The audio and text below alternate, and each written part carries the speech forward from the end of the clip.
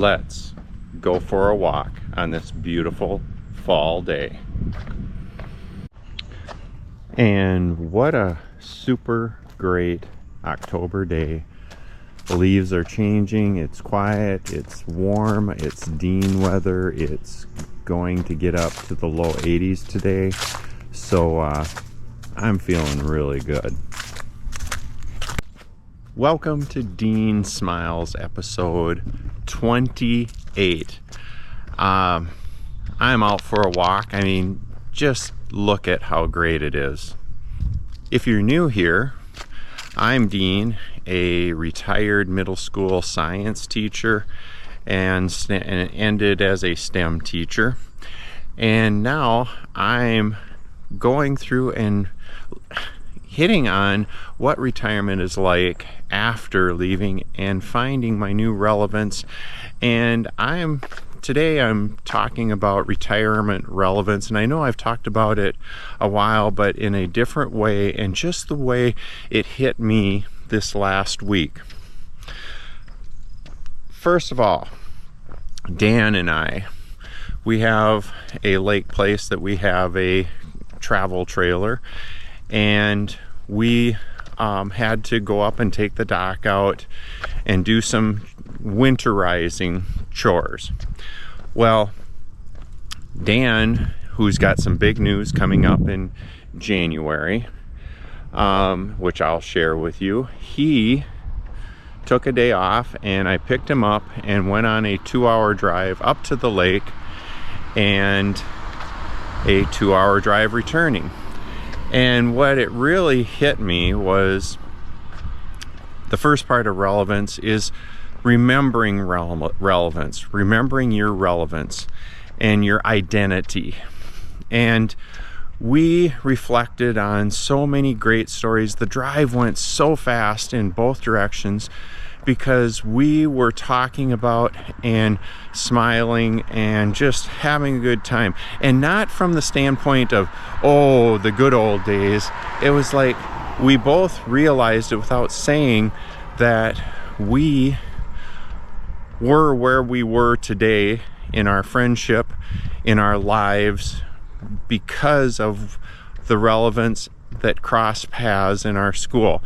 And so many times relevance is connected to your job, and we forget our jobs and our lives are relationships, and the relationships create those relevances. And it was so beautiful, and it really just hit home on relevance and remembering your relevance, but remembering it in a way that you can respect it, and that it was the tool that got you where you were today. So that hit me. Then I was talking to through Marketplace, I bought a travel golf bag because we're going on a trip next week, and my boys have talked me into taking my good new golf clubs along. Yeah, easy for me to say. And so I met Jim. Jim is 79. He was scheduled yesterday to have a valve surgery. He was the type of guy that smiles with his eyes, and you've heard me talk about them. And it was so interesting listening to him because he had a bit of a bumpy life in his employment,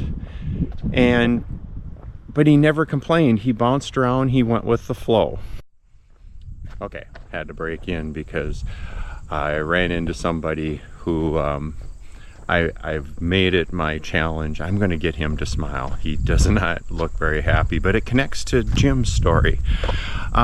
In talking with Jim, he had a bumpy path in his life. He never once complained, and we both talked about the fact, and I've mentioned it in the channel before, why is it that people that look like me, males, sometimes are very grumpy or don't and Jim was the opposite. He, like I said, he had the big smile, he chose his attitude, and all of a sudden I think I found someone to go golfing with. And fast forward, I messaged him a couple days later and just asked him, how did your procedure go? Because his part was coming from North Carolina and they were affected by the hurricane, all these procedures have been pushed down the road. It's I guess an elective procedure, and he has to wait and do it, but he's choosing his attitude and in good shape. So there are two examples of remembering my relevance, remembering what it was and how it got me here, and in a constructive way that put a smile on my face. Okay, I'm going to jump ahead. I'm going to skip over present relevance to future relevance. And so many times our relevance is connected to our jobs, our financial well-being, all of that. When we're working, the relevance is kind of figured out for us sometimes, but we think we're in control. And for some reason, we think that we have, by making a good plan, that we have some control over the future. The future is going to do what have you, and my future relevance has narrowed a bit, and it connects to current relevance in that I don't take for granted, not that I really did, but sometimes in the back of your mind, like, oh, I've got this trip in April, and I'm going to do this next year, and I'm going to do this. And it's good to have plans, but realizing the reality is life is going to throw a change in there, and being able to bend with it. So my future relevance isn't directly connected to work. My connections from work are real. It starts at the top with my faith, my family, my wife, my kids, my friends, and my future relevance and happiness and smiles weaves in with them, and being present to make a plan, but bend with it and realize that plans change and life change. There's a lot of stuff like the hurricanes that have happened that people did not plan for, but now they have to adjust. There's a lot of good things that happen to people that they don't plan for, but they're going to adjust. So that's my future relevance of taking a wider approach and narrowing it and hopefully making it more meaningful. Okay, current relevance. This is a big one. This hit me really, really in the best way, in the heart. And first of all, before I go to the big one, being present and appreciating. I was out for a walk in the girls cross country team. There was one girl standing out at the end of one of the turns, and she was encouraging, coaching, and engaging with a teammate. And there was a teammate that was struggling immensely. She ran down the track, ran with her, encouraged the girl, just like, I couldn't do it. She's like, yes you can, you can do it, you can finish it. It was so cool and put a smile on my face, and being able to appreciate that current relevance of being present. I have this moment to do that. Which brings us to the Gopher game, and if you got it and made it this far, thank you. You have no idea how much I appreciate it, and this is a biggie for me. And let me explain. We have season tickets, which, you know, we saw the football episode, and Angie and her family, Charlie, Ethan, and Owen, this was our last game together because it's just the way it works, and their life is going to move into basketball world soon. So we went to the Gopher game, we tailgated, we had long games of Coob, which created interactions with people walking by trying to figure out what is this game. We're very competitive, and good food, meatball subs, so much fun, and had a great time. Then it led to going to the game. I had to pause and smile because there's this mom and a couple kids playing in the playground, and the kids are just embracing their playtime on this gorgeous day. So back to the game. We go to the game. It's exciting. It's incredibly energetic. The stadium is loud. It is fun. Gophers,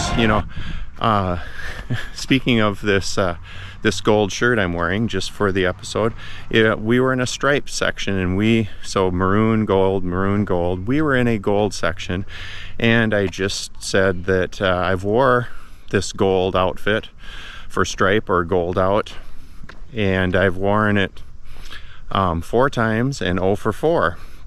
And as I say, and I picked up from my boys, I'm not superstitious, but I'm a little stitious. And so Ethan, so positive, he's like, and they're just like, oh, we're gonna win, Grandpa, we're gonna win. So we're into the game. It's the roller coaster that we've gotten used to, and the Gophers had a good first half, just like they did in Iowa. I've seen a lot of good first half turn into losses, so I was cautiously optimistic. Third quarter was not exciting, and in the fourth quarter, you could just feel something changed in the energy.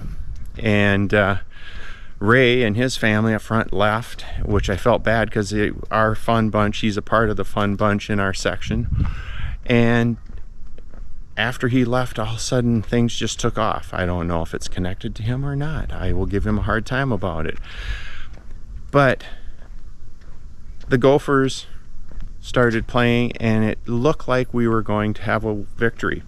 Something that I didn't know until later is I get into the games, I'm very animated, so if there's a first down, I do, like what the officials do, move the change.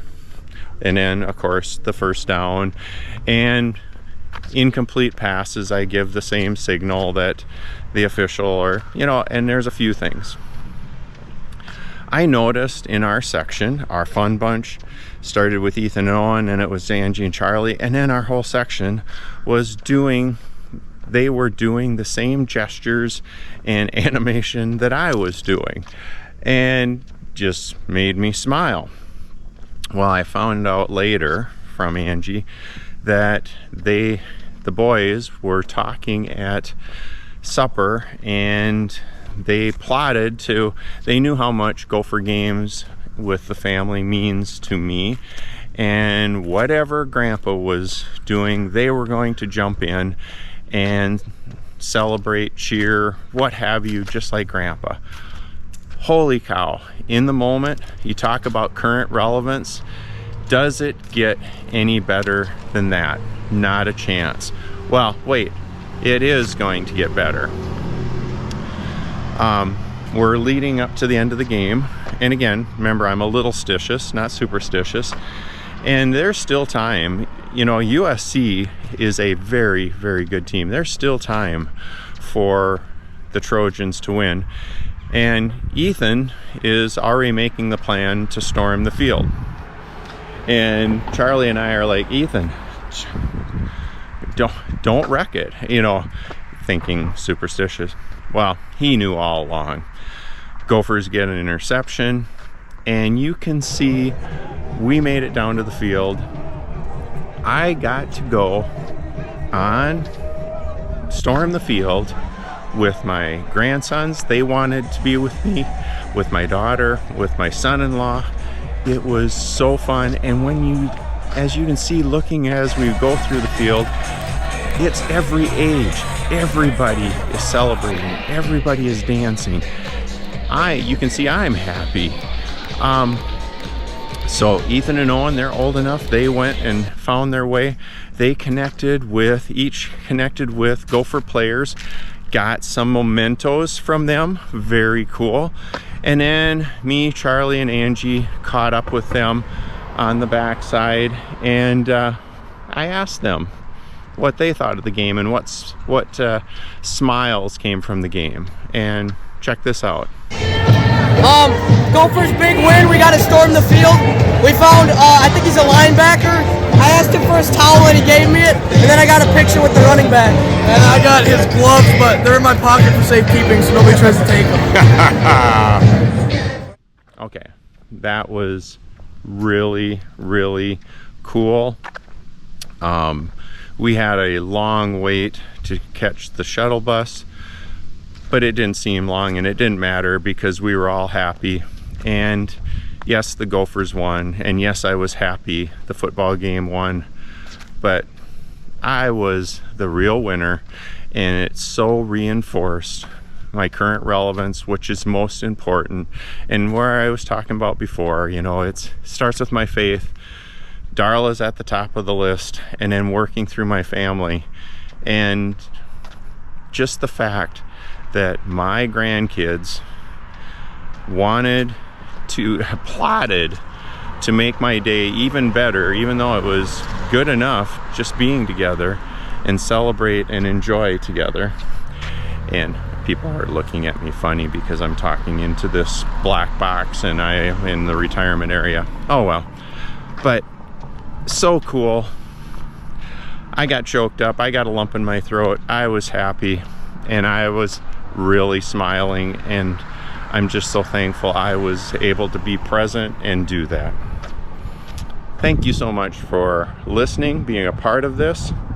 I hope that you get a chance to put smiles on your face with loved ones and being present in your current relevance. Thank you so much for watching, and as always, keep smiling. Smiling days we all can share.